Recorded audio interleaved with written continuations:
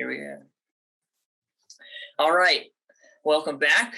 I'm Eli Wohlenhaus, the executive editor of Southern Maryland News. Today, I'm very lucky to be joined by Katie Pierce, the owner of Grille 13.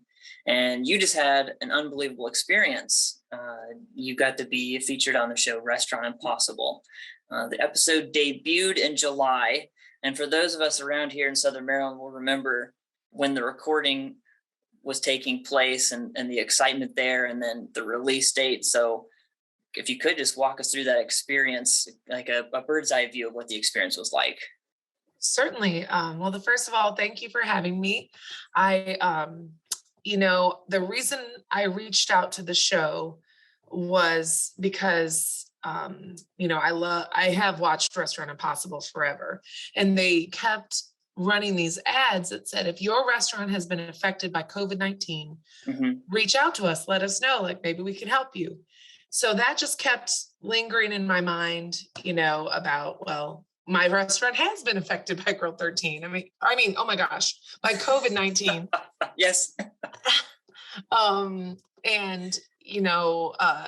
have a newborn baby and I feel like trapped kind of.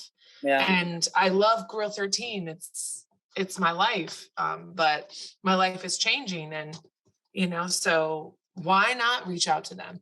So the Holy Spirit just kept reminding me, remind. I just felt like I just kept being reminded. So yeah, I sent in a video, and the whole process was was so cool.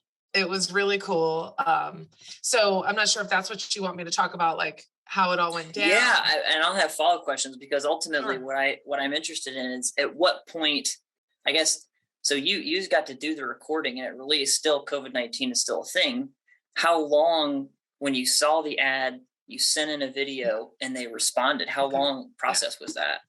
So, well, first of all, just to give like the viewers a little bit of background, I've owned Grille 13 for 8 years, and that's something that they didn't make clear on the show. They had to fit kind of like a storyline. So, yeah.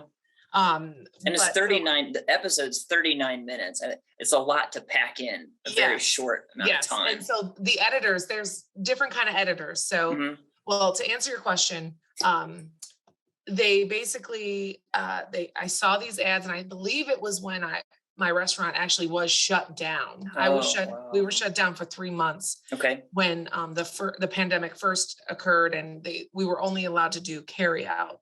So we shut down for 3 months, and in that time I had a baby and all of this craziness, and she was in the NICU for 30 days. So there was a lot going on. So during that time I didn't reach out. But as I was, I would come home and like veg out. My way of vegging out is not watching the Kardashians, it's watching like restaurant shows. So Sure. Restaurant Impossible has been a favorite of mine, and they did have these ads that kept running that said, if your restaurant's been affected, reach out. So I'd say it was probably like August or September of 2020 that I reached out, and I think they contacted me in like November. That's awesome. Yeah. I guess I don't know what I expected, but it seems like certain things like that could be months or even like years. You wouldn't even know, because it seems like there's like it's a lottery that you win, right? So they did, and they have pre-producers who like get your interviews. They interviewed me, they interviewed my staff, like 2 or 3 people on my staff. Wow. And they interviewed my husband, like, so they get a story formulated. Sure. Of. Then they have the producers who are there on set. So that happened in April. So, it was like a 6-month process, I would say, like overall, start to finish. Then they have the producers that are on set in April, and then they have the finishing producers, like post producers. So it's cool to be a part of it, though. Sure. You're like, what? I remember when a producer sent me an email, and I like ran into our room and was like, oh my God, like what is happening? We couldn't be chosen. So it's cool. And it was a huge blessing. Yeah. So the whole process, I mean, it's a long process, but for the television show's sake, you've got, Chef Robert Irvine comes in for what, less than 72 hours? Yeah, And then he comes in, for 2 days, probably a total of, maybe 20 hours, that we were around him. Yeah. And it's just amazing too, because first of all, it's a long process for the planning and the actual event, but then they show up, they do it in less than 2 days, and then all of a sudden you have a new restaurant. Right. Yeah. So cool. It's So really cool. how has your staff responded since then? What's it been like, in the months since?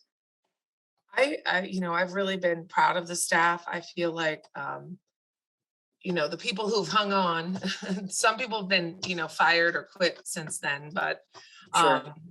I truly am happier with my business because I have more help and I'm holding staff a little bit more accountable for them operating it. One of the things that Robert Irvine pointed out, he's like, you're doing too much and you're a control freak and like basically just get out of their way. Right.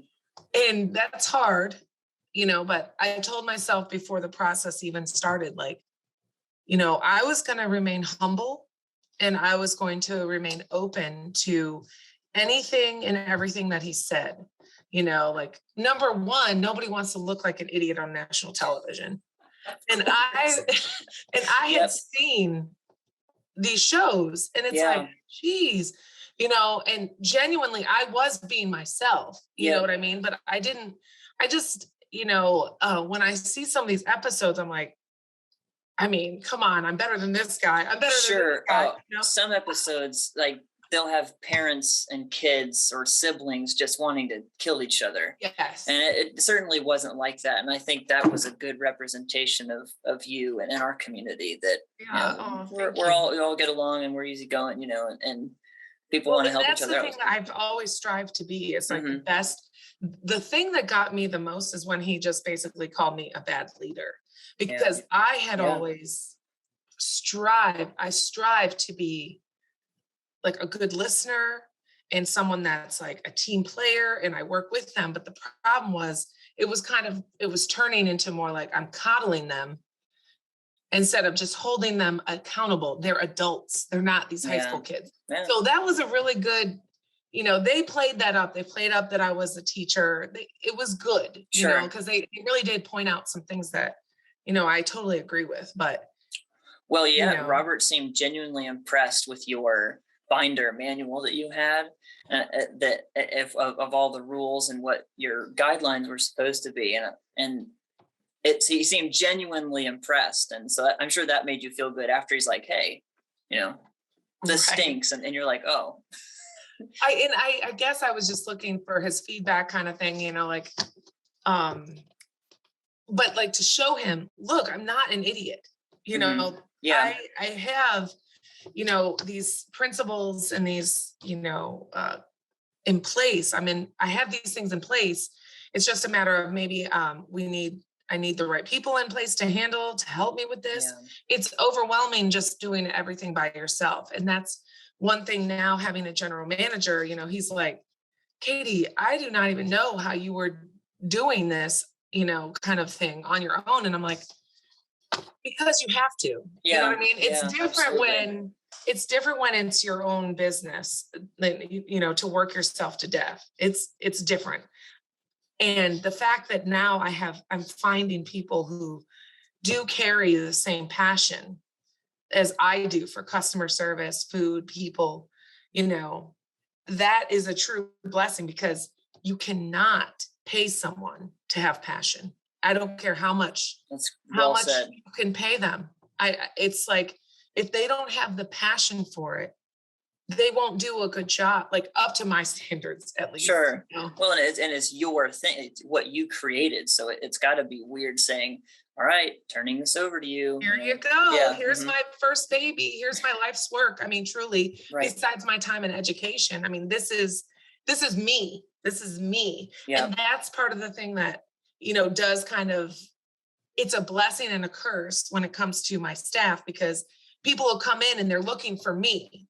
They need me. And it's kind of like, we're trying to break away from that, where they don't need me all the time to see me. because that's that's how I built my business, is just being, I love people. So I could sit with you and talk with you and you could feel like, damn, she's my best friend. Yeah. Yeah. Sure. So, and I love that because it's a skill. It's a true skill that I have. But what it has sometimes ended up being is like customers start feeling certain ways. They feel entitled, or they feel like they know me really well, or they feel like they can say, well, I know Katie.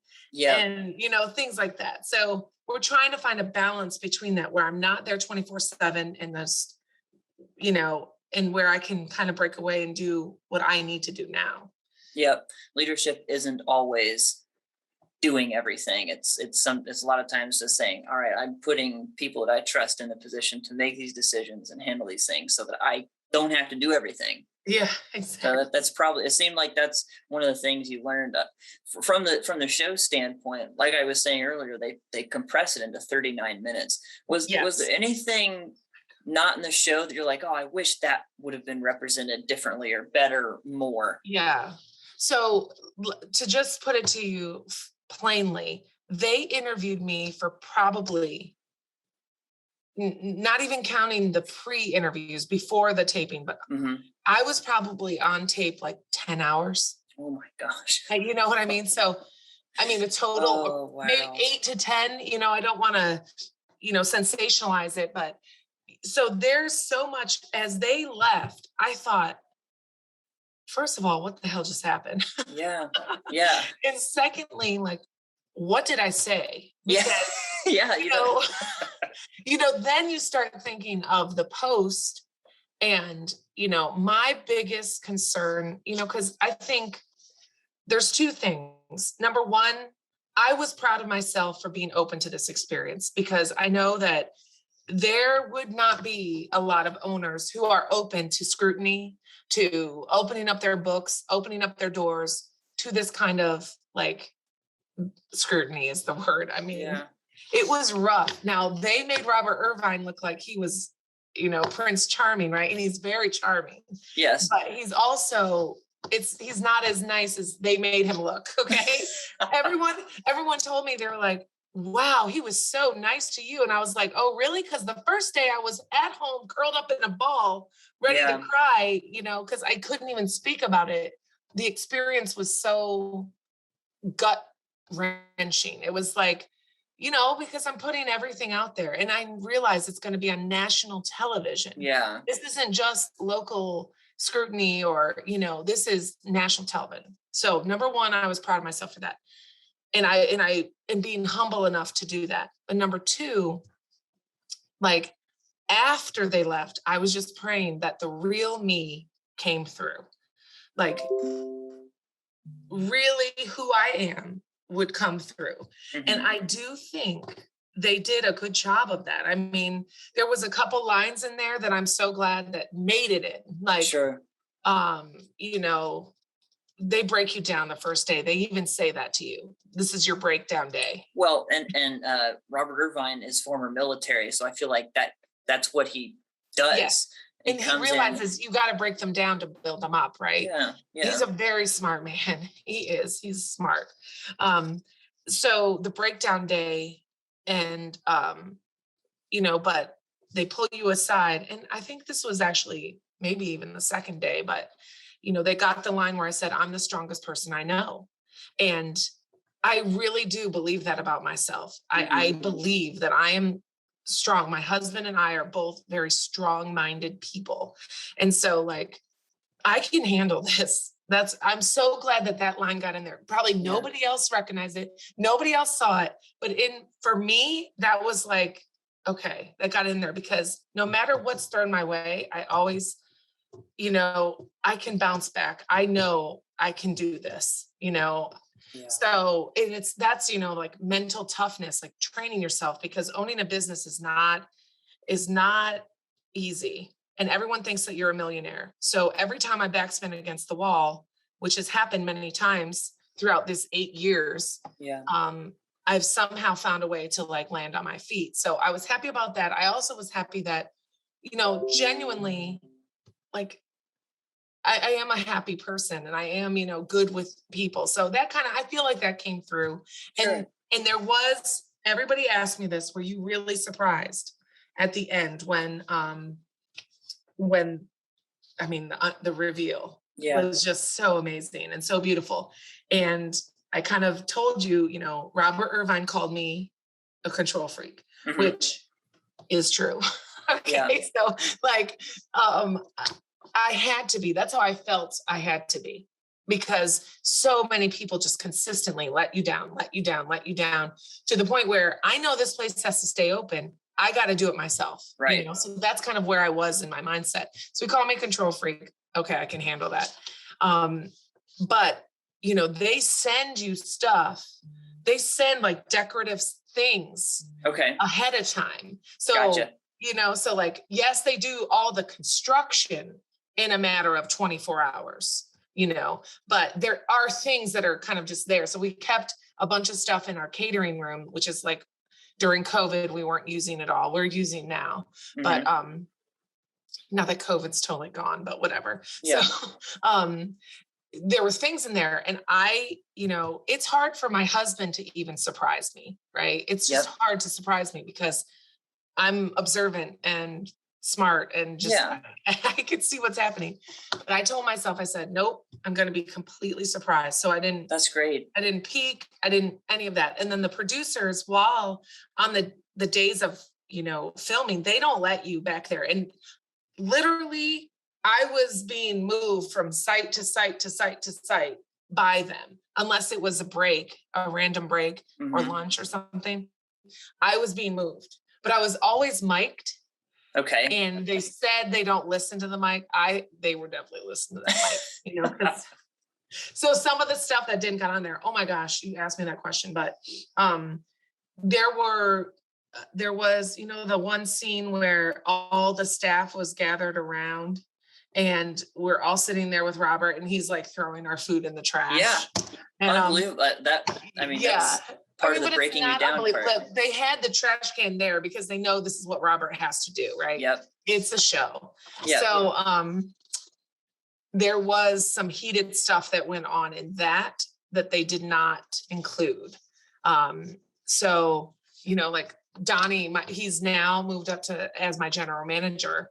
And he's a passionate guy. He's the perfect guy for the job. Okay. He's passionate. He loves it. And, Robert was calling the staff lazy.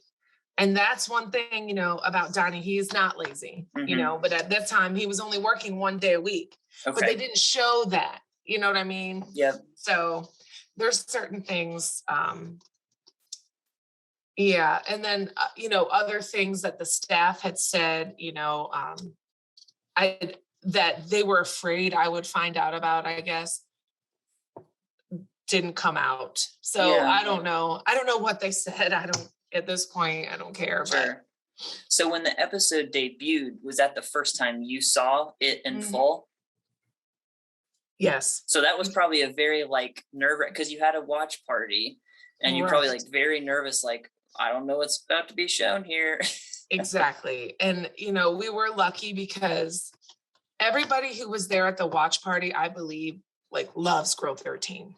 And loves me, and they're all good people, but the truth is the human side of me was not looking forward to it.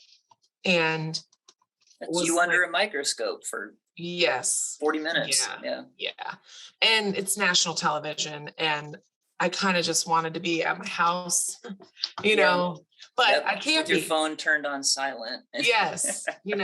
But the watch party, what kind of, it wouldn't be good if I wasn't there. Do you know what I mean? So, so I was there, and, it stinks because my baby, Mabel Rose, she was crying the entire time and everyone's trying to take her away. And so that was adding stress, but I watched it again when I came home. So, they did a good job. Yeah. They did. They really, I don't know the right word, but it is for television. But I do think genuinely, all of them care about their jobs. All of them like what they do. Yep. And that came out through all the producers were so nice. I was thinking, man, I just need these kind of servers, Right. like these. Yeah. So, but it starts from the top, right? So Robert Irvine kind of oversees this type of thing, but Yeah. it was overall great. It was nerve-wracking and it was stressful. And no, I didn't see it ahead of time, which was the worst. Yeah. But Sure. whatever. Yeah. So what's next then? I mean, how's everything going since then? Yeah. Everything's awesome. Donnie has stepped up as my general manager. He stepped way back from his real estate career. Okay. So that has been the biggest blessing. And basically what he told me, he calls me mama. He's like, Mama, what we're going to do, and he's my best friend, right? Mm-hmm. He's like, we're going to take a moonshot together and either we crash and burn or we soar, Yeah. And Yep. and I truly believe him, and that's the first time I've had a manager that I actually feel is like right in line with me and we're doing this together. All my other managers in the past, I just have not felt that from them. Sure. So that's the biggest change. And we're keeping the food quality up and the service standards high and, we're doing it. And our business is like, we've had more business. It's been a huge blessing. That's great.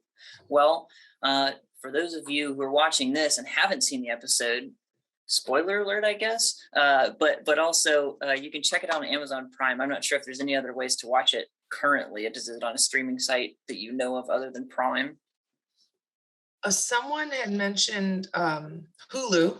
Okay. And I mean, at one point, I'm sure it'll be on demand. Like for old people who have cable, like myself, my husband won't let us get rid of it. He's like, no. Hey. So it serves a purpose, right? Yeah.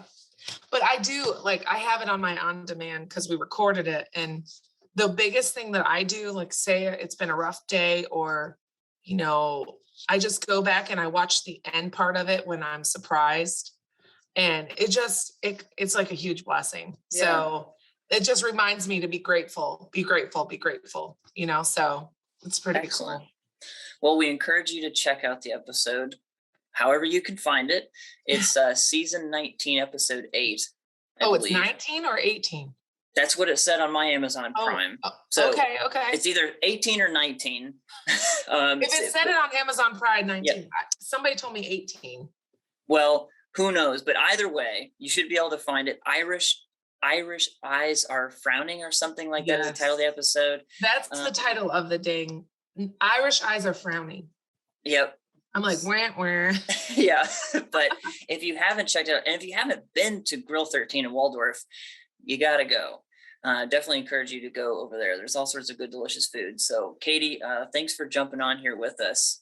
And can't wait to see what success brings you in the future. Awesome. Thank you so much.